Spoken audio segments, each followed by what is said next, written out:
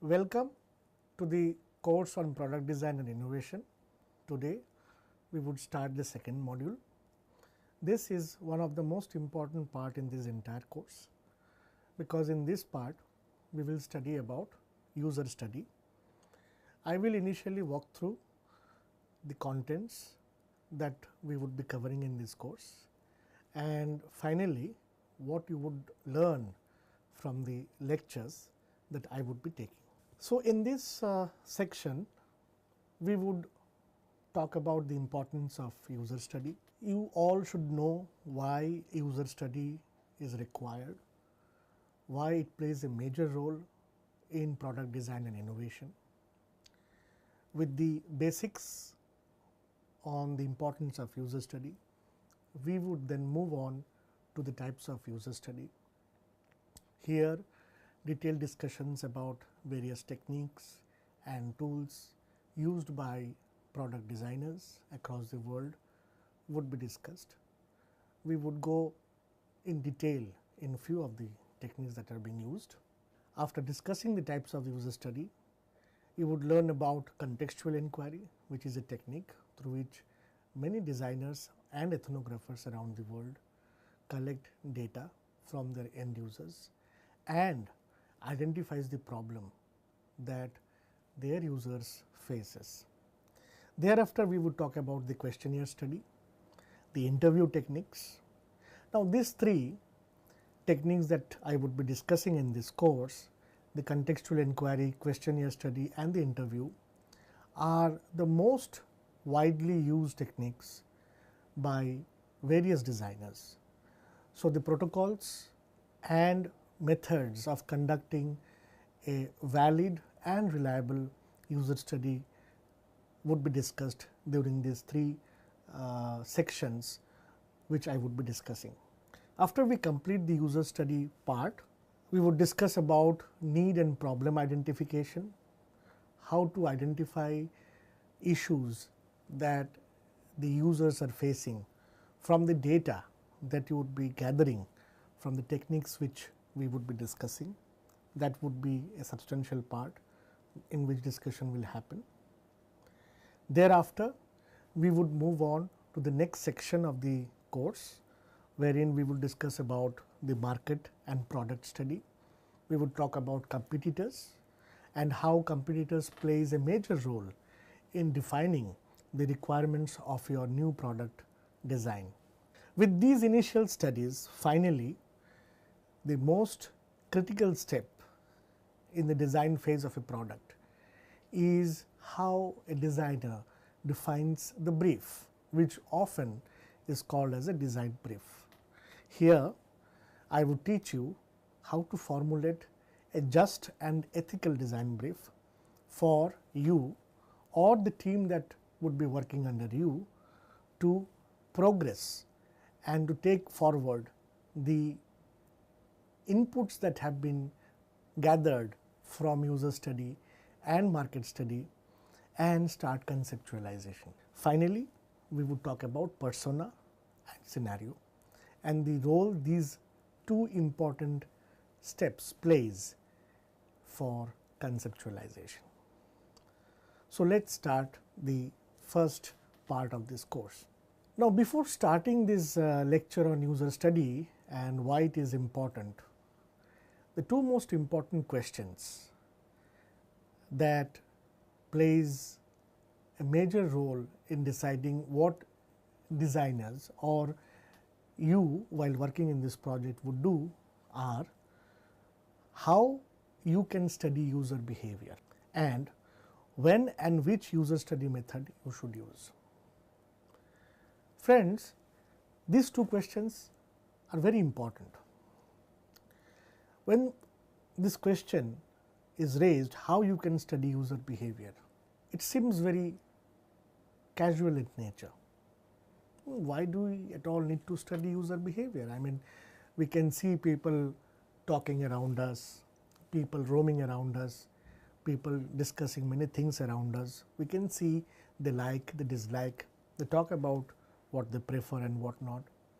Then why do we need some tool or method to study user behavior? And the most important question is how you can study them. So, when we go in detail about the techniques and tools that are to be used, you would realize gradually that why it is important and how we can study user behavior. The next part of the question is equally important.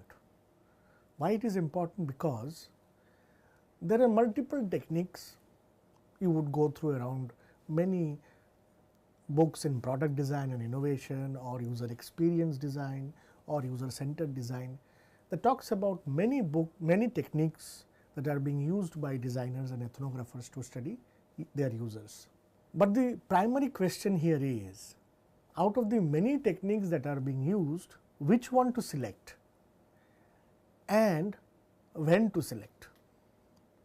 Now, this is a critical part many students or design students fails to understand. It seems it is based on the wish of the designer to choose one technique over the other. No, it is not in that way. It is primarily based on rationales, justifications, and your intentions towards the design process that drives when and which technique you would be choosing for studying the user behavior. On to the next slide. User study is the primary activity taken up by designers to observe people in order to understand their requirements. By requirements we mean need, their frustrations and motivations, contexts, expectations and tasks. Now, here in this slide I would like to highlight, see this part, the focus is on the user. So, you will have a user who is using a product or doing some activity, or you would be focusing on any part of his daily schedule. So, the first important point to keep in mind, that the first important thing which should be done is to focus on the user. What are his expectations? So, what does he need? This is the central thing that we would be looking for during our user studies. The other important part which I would like you to focus are the frustrations, the motivations, the context, expectations and tasks. Friends, keep in mind that we as designers are more concerned about what motivates our users to use a product or a service. Similarly, we are also concerned about what are the demotivations, that mean the pain points or the frustrations, because it is these frustrations upon which we as designers would be working our solutions. So, the primary activity by the designer is to understand, using a user study, to identify the need, the frustrations, the motivations, the context, the expectations and task. Incidentally, what we are saying is the focus is on users, right.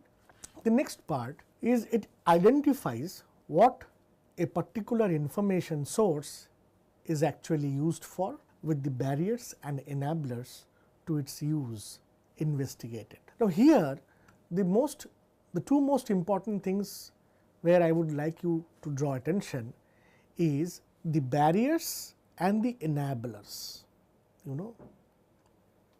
Friends, when your users are working in a scenario, a situation, they would be using a service or they would be using a product. Now, while they use a product, as designers, we should be curious about what are the things that affects him the most, in a way that he could not complete his activity. What is forcing him not to complete his activity? Can we identify that? Similarly, we are also curious to understand what are those elements or entities which are supporting him in completing the activity in an effective or efficient way. I mean to say, example, the product is designed in such a way that he has to take minimum number of operational activities to finish a task. Now, so as a designer, we are interested to understand and identify these enablers and the barriers which influences our users to conduct an activity. Third point, user study provide key inputs to the design process. It defines the direction of innovation for new product development. Here, the important part is this section, direction of innovation, which we will discuss in the next slide as well. Now, as you are aware that the name of the course is Product Design and Innovation. So, innovation means what? Degree of newness in the concept that you would be conceptualizing for the users. Now, in which direction you would think about those concepts? We would talk about in detail about these directions in the next slide.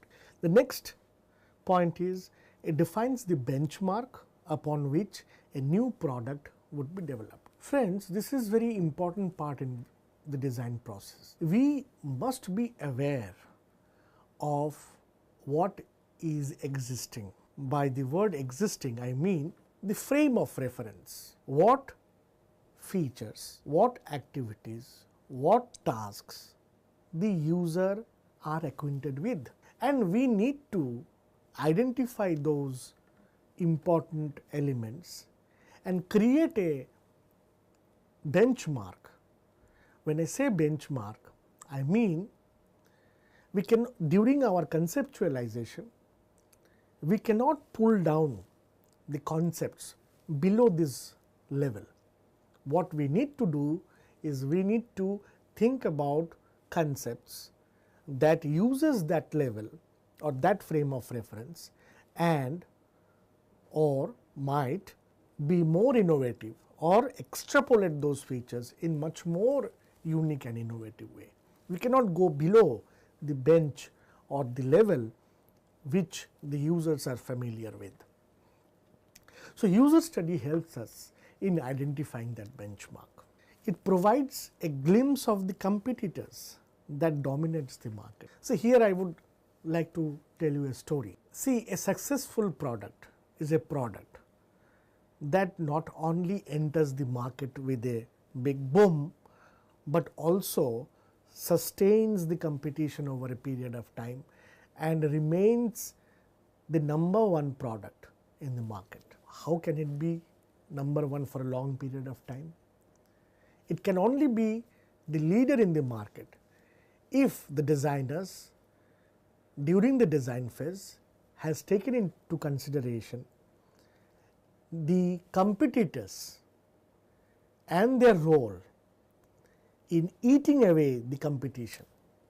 Now, an example here I would like to give you is the example of Wikipedia and the book on the encyclopedia. Friends, if you know this fact that when we were kids, in many book fairs, there used to be a hawker or a marketing people who used to sell these encyclopedia books, big huge volumes of books.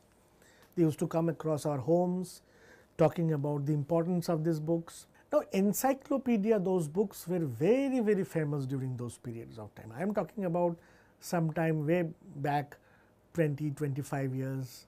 So, now the group of people whose product was those encyclopedias, they failed to consider Wikipedia as their potential competitor in the web.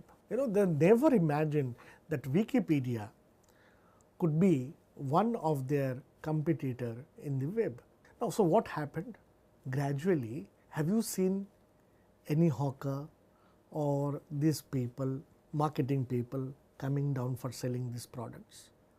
Gradually, they have just disappeared, because now Wikipedia has taken over the web as the first source of information for any topic, any person, any entity that you look for. So, therefore, as designers, it is very important and crucial that we identify our competitors right from the initial stage, and the stage is the stage of user study.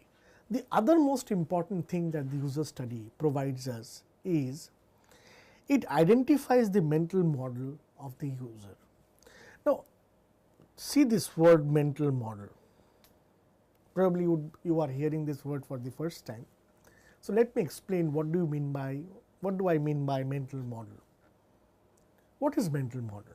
Mental model is something like an impression of how the product or a service would be. For example, if I am going to buy a car for the first time in my life, I would have a mental impression of the kind of activities that I would do, the fun that I would have with my car, the way I would enjoy my life with my family members, driving around the city. Now, all these impressions that a user have, or these are called all anticipations, right?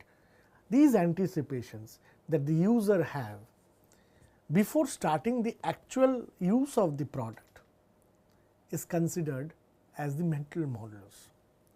Now, why is it important to understand that or to capture mental models? It is important because now when a product is given to the user, he or she would start using the product, keeping in mind the anticipations that the user had before actually using the product. Now, the crucial part is, if the anticipations which he had does not match with the actual usage of the product, then he will just leave the use of the product and the product will fail in the market. So, friends, it is very crucial and important that we as designers should understand and capture the mental model of the user, his anticipations, his impressions, the way he thinks of how he is going to use the product. And if we can match that level, his level of the idea of how he would be using the product would be a hit, instant hit. It would match his expectations, or maybe it is much ahead of what he actually accepted. For example, if you take the example of iPhones, it looks fine, it looks fabulous. We have heard a lot of advertisements around it, but the moment you start using it, you feel it's much more than what you anticipated. And that's the joy that drives you to become a loyal iPhone user, right? So, these are the important steps or things because of which we conduct user study. As I discussed in the last slide, that one of the important feature, or I can say reason why we conduct user study, is to identify the direction of innovation. Now, what do we mean by direction of innovation? Friends, to understand direction of innovation, we first need to understand the design triangle. In this slide, you can see by design triangle, I mean this triangle which is shown in the slide. Now, the product is there, this is the product, right, and any product, be it tangible or intangible, remember that it has inherently 3 quality attributes, and these 3 quality attributes are aesthetics, function and human factors. Now, what do you mean by aesthetics? Aesthetics in a product means its form, the nature of the form, the characteristics of the form, okay, the color that are being used in the product, the texture, the way it feels, the symmetry, which is also related to form, and the materials that are being used. Nowadays many products incorporate high-end materials for the end users to make it look more aesthetic in nature. So, aesthetics is one of the quality attributes of any product, right. The second attribute is function. Now, what do you mean by function? Function mean the main features using which the tasks are completed. Now, who completes the task? The user. For example, if you have a coffee machine in your house, the main feature of the machine or the product is to prepare a good cup of coffee, and there are other features also associated with it, whether you are using coffee beans or whether using coffee powder. It should accommodate all the various these techniques through which you as a user should like to prepare a cup of coffee. Now, these are called the functional features of any product. So, function is the other quality attribute of a product which is inherent in it. The third and most important attribute is human factors. Now, what do you mean by human factors? Now, by human factors, it means the psychological and the physiological factors. This part would be covered in detail by Dr. Swati Pal in the module 3. You would learn a lot about the psychosocial factors that influence product design, the psychological factors that plays an important role in choice of product, in choice of in preference of using a product by the users, and the physiological factors that influence the use of a product. For example, if you take a chair, if the backrest is too bent, it becomes difficult for a user to sit there. So, these are some of the physiological factors which would be discussed in detail in the module 3. Now, these three attributes are the attributes that any product has as an inherent quality in it. Now, while we conduct a user study, the idea is to identify in which direction a designer would persuade his or her conceptualization. For example, as a designer, if I want to work on a product, if I want to develop an idea of a product, in which direction should I go? Should I only think about the innovative features, functions that I can give so that the user can use the product, or the product is already available and I am redesigning product because it lacks aesthetics, it is not aesthetically beautiful, people do not prefer this product, or are there any human factors related issues, be it physiological and psychological. So, your user study provides you with the inputs towards whether as a designer you should move towards the direction of designing for functional features or towards incorporating more aesthetic features into the product, or working towards human factor related issues in product design, right. So, these are some of the vital and important points which you should remember as a reason for why we conduct user study. Moving on to the next slide. User study is the mean to achieve a comprehensible understanding about. Now, why I am explaining this? Because these three features are really important for a designer to understand, because based on this, the inquiry techniques that you would use later during user study phase would be defined and identified. Now, what are these three factors? These three factors are user, usage and context. As designers, during this user study phase, we need to identify user needs. So, therefore, we need to investigate more on what they really require, right. Then how they are using certain products currently, or how they are doing certain activities currently. Let us focus on usage. So, usage, what tasks the user performs, right. So, what are the various activities, tasks that the user is performing. How does the user performs the tasks? How does it do it? How many steps does it take to complete a task? As I said earlier, what are the enablers in completing the task? What are the barriers that influences him and he could not complete his task?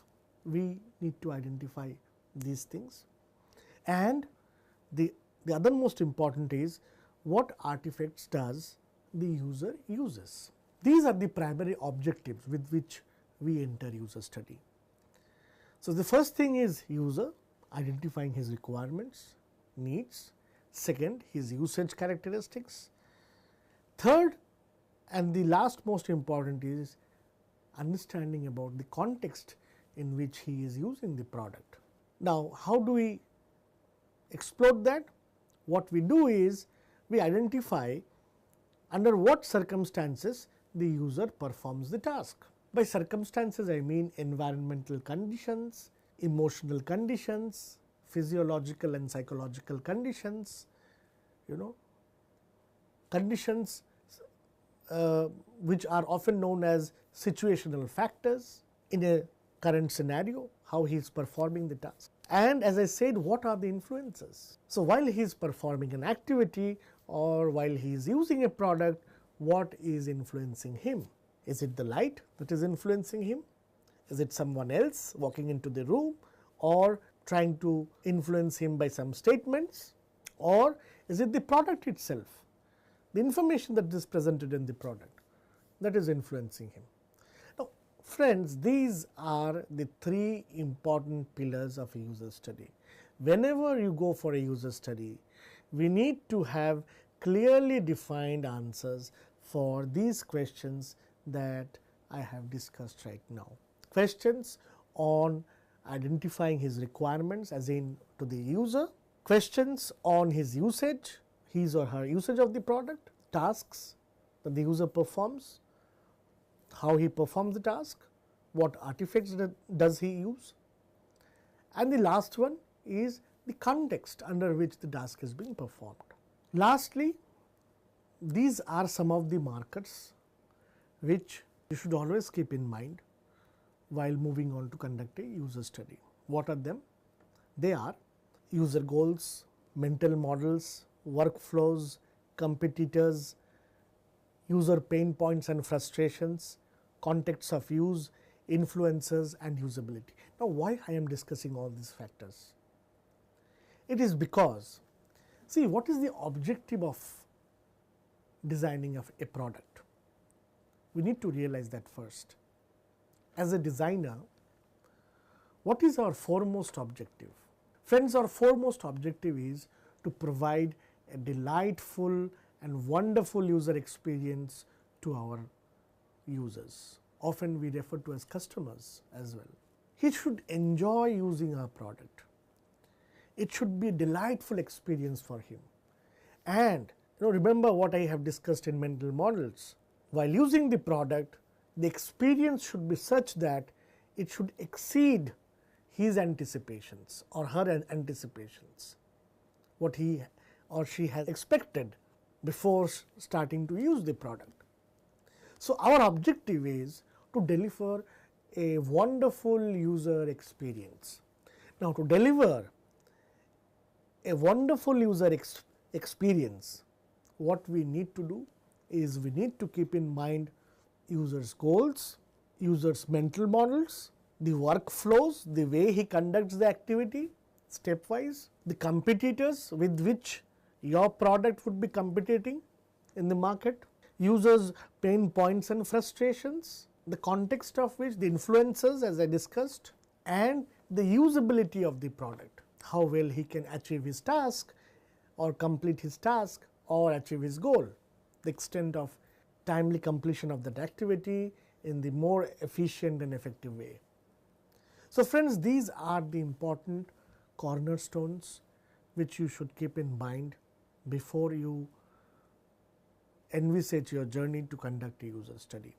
Next, we would discuss about types of user study. The two most important sections while going through types of user study is generative and evaluative.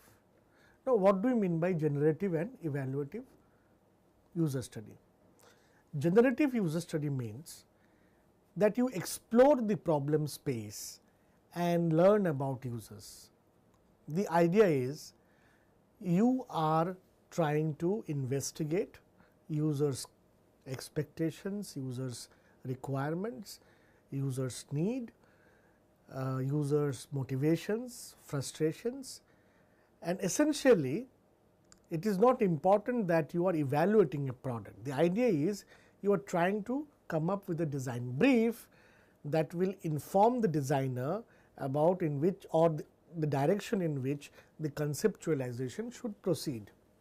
This is often referred to as generative user study. Evaluative user study, on the other hand, focuses more on validating design decisions and measuring the impact of the proposed or the conceptualized product. Now, the evaluative user study is often undertaken after you have finished conceptualization and prototyping, and the concept of the product is right in front of your eyes. You have realized the product has been realized, and you take that product, go to your users and conduct a evaluative user study. Now, here the objective is that you intend to validate the design decisions that you have taken during your conceptualization phase. Your focus is to understand whether your user likes the product, do they enjoy using it, does the experience that the product provides to your user is a delightful one. In this way, your intention is to measure what? The power of your concepts, the effect of the concepts that you have generated on the users, buying intention, preferences, the level of satisfactions, right. So, we would discuss about evaluative user studies in the last module of this course. Now, what we would do is we would focus on the generative user study, because our objective and goal is to come up with a design brief and to identify the problem statement. Any generative user study can be further classified into behavioral user study and attitudinal user study. These two can be further classified as quantitative and qualitative user study. We will discuss about these classifications in a more detailed way, the slides that are coming next. Now, a qualitative user study. Now, many a time, friends, you would see the moment these two terms comes in front of us, the qualitative and quantitative. Many designers say that qualitative user study means asking questions that are open-ended, while quantitative user study means asking questions that are close-ended. But I am afraid this is not the right way to understand qualitative and quantitative user study. So, what is the more refined way of understanding a qualitative user study? Let us see. A qualitative user study generates data that are observed and generates a lot of data on behaviors and attitudes based on direct observation. Now, this is the important marker which I would like to highlight. Direct observation. A direct observation means observing through the designer's senses, like visual senses. You are observing your user while he is conducting or he is doing an activity, while he is using a product, right. This is called direct observation. Now, in a quantitative user study, what the objective is to observe these users in a indirect way. So, it generates data as quantities through indirect observations, like questionnaires. Now, you were just asking about his past experience and what he prefers and what he likes, but you are not interested to see how he has conducted an activity or how he has used a product, right. So, this difference between quantitative and qualitative essentially is the difference in between the method of inquiry that is being carried out. One is the direct observation techniques and the other one is indirect observation techniques. Now, in indirect observation techniques also, what we do is we try to quantify, we try to measure feelings, experiences in terms of quantities and provide them as inputs for the user to select. Therefore, it is easier for analysis by the designer. While qualitative user study, the data that is generated, it is harder to analyze and report. So, as a quick learning insight, I would provide you with two different set of questions. The qualitative user study primarily asks questions like how and why. So, if I am interested to know about how a product being used and why is he using the product, I would go to the context of the user and observe him, the way he is using the product and the requirements based on which he chose to use the product. If I am more interested to know how much and how many, then this kind of study would be classified as a quantitative user study. So, after finishing quantitative and qualitative, let us discuss about behavioral type of user study. Now, behavioral survey or study intends to inquire about factual circumstances. It often probes incidents in the respondent's past. It seeks to understand what people do with the product or service in question. So, what do I mean when I say factual circumstances? Factuals means things which gets unfurled in the context. Imagine you want to see how fishing is done. So, one way is asking questions to people who fishes, and the other way of doing it is going to the context or the area and looking at the context yourself of how it is being conducted. And what you see is the facts that are being done in a real context situation, right. These kind of studies are considered or known as behavioral studies. Now, the one of the behavioral study that we will discuss is the contextual inquiry, which will follow.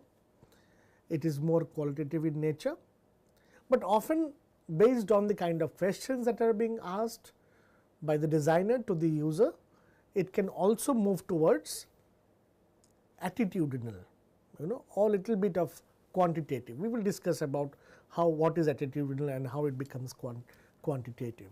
So, the next type of user study is attitudinal.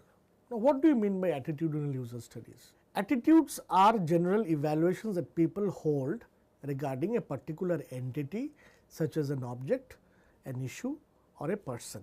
These attitude reflect the individual's overall summary evaluations of an object, an issue or a person.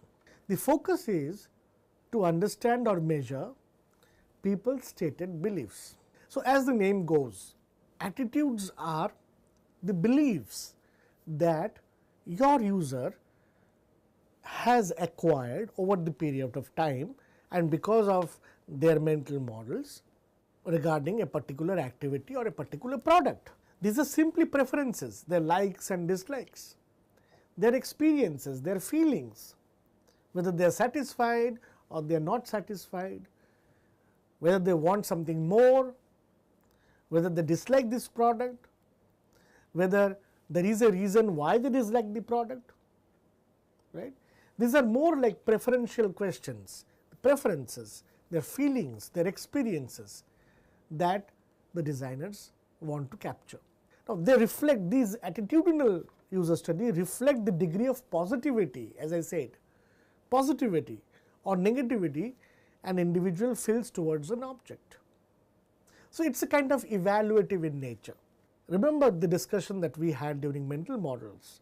The anticipations that the user have actually influences the way the user evaluates the experience of a product. Because of these anticipations, the way when he starts actually using the product, he constantly evaluates the experience of the product, right? And this experience can be negative, can be positive. So, attitudinal user studies tries to capture these evaluative responses of the users. Attitudes are stored in memory and they remain somewhat stable over time.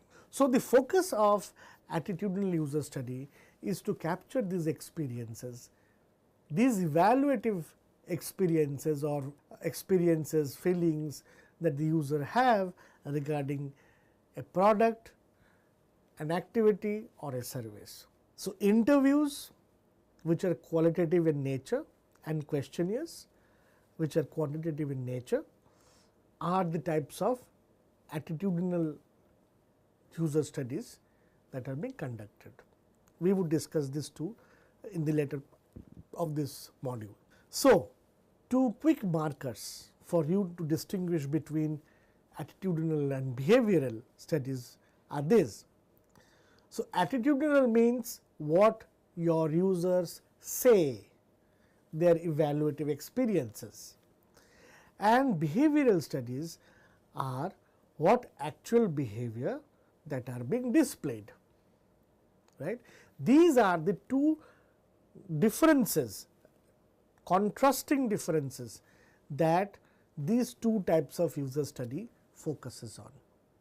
Now, based on your intention, based on your objective, based on your objective of inquiry, a designer can choose any one of them or sometimes they choose both of them.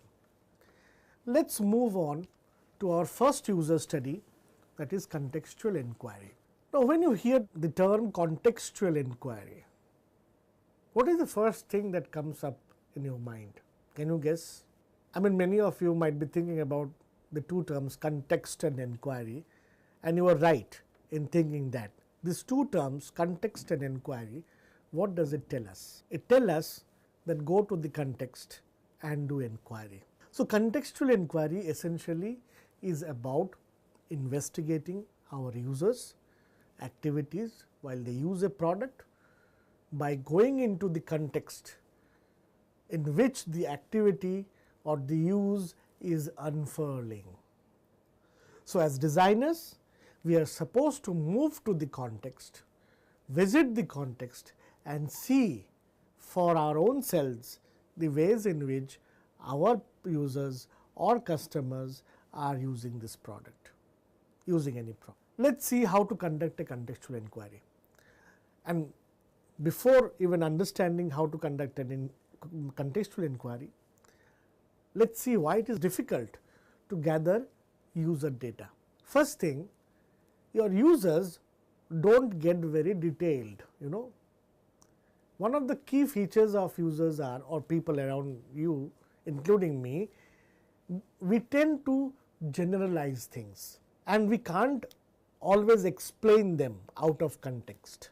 Users may not be very accurate, their statements are more qualitative in nature about their experiences, about their feelings, about what they felt and what not, and about the stories that they will stitch around the experiences. They always make relative statements, but the focus is to understand the frame of reference from where these relative statements are made. Inaccurate estimates of quantities. The way they will measure a feeling, an experience will be way different by the way in which a designer will measure. Therefore, the way they quantify those quantities are not accurate for the designer to be considered as inputs in the conceptualization phase. Users often have a frame of reference.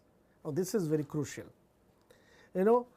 Many of you might be engineers, so engineers will suggest technical fixes, right?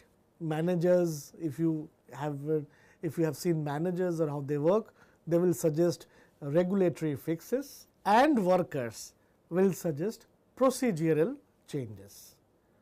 Now, this is because they are influenced by the kind of activities works they do, the way those things has enshrined into their behaviors, and that is why everything they do, the frame of reference is the activities that they do it regularly. Even you have a frame of reference, right? And as designers, they are often biased about their design ideas. So, even initially, even before starting the user study, many designers fall in love with the ideas that they have. How I want to do this, this is the kind of product that I am looking into. Now, these are called frame of references. If you have a frame of reference, then you are biased.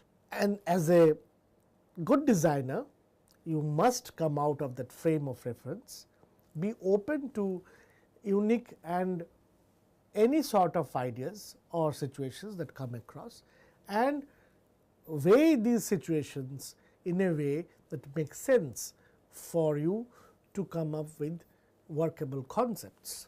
So, the purpose of contextual inquiry is to get data suitable for design, understand structure of work practice, how the work is completed in the context, what activities are being performed, how are these activities performed, get concrete understanding of domain experts, unarticulated knowledge and skill.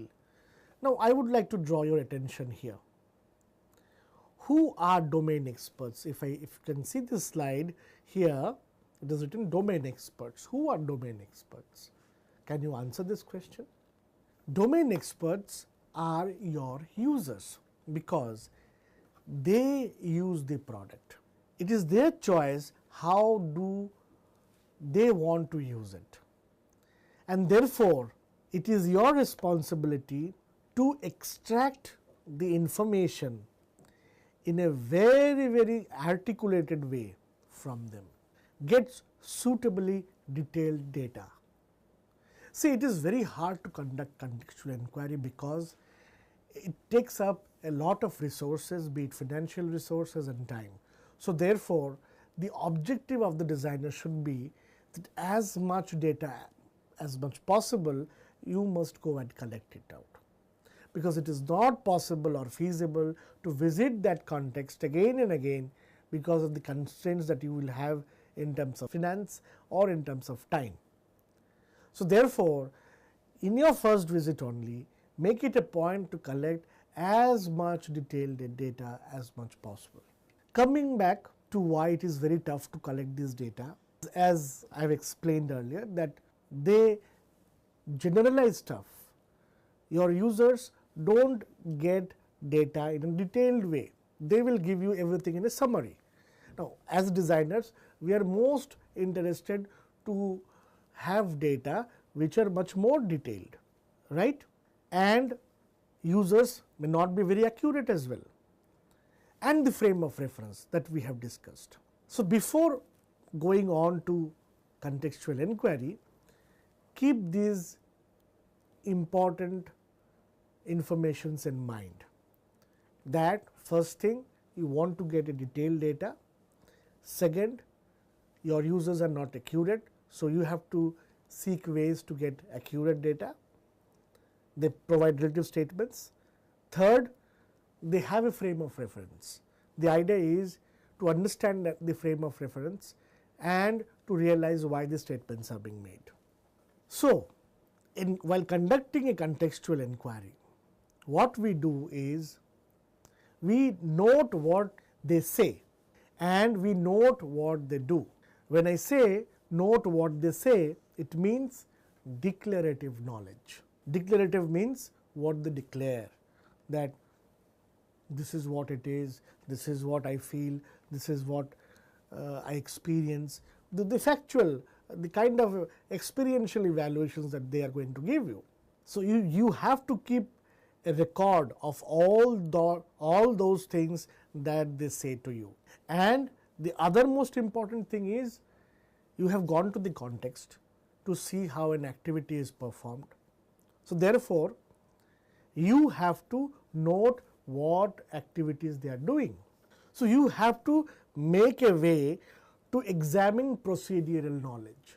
What do you mean by procedural knowledge? Procedural knowledge means the way a certain activity is performed, getting information or knowledge about that. Procedures, first this activity, second that activity, then third activity, these are procedures. So, we are more interested to know and understand these procedures. We need to create opportunities to identify and examine habitual behavior. What is their habits? See friends, when you would be going for contextual inquiry, your users will be very much cautioned, in the sense they would try to behave in a very artificial way, and they would try to behave in a way that they are organized. Our motive is to understand how they do these activities regularly, what is their habits, and as I said, to get as much detailed data as possible, right. So, now coming on to the principles of contextual inquiry. The principles of contextual inquiry are context, partnership, interpretation and focus. Remember these four important things. We will discuss them in detail. Context, partnership, interpretation and focus. We will discuss these things in detail.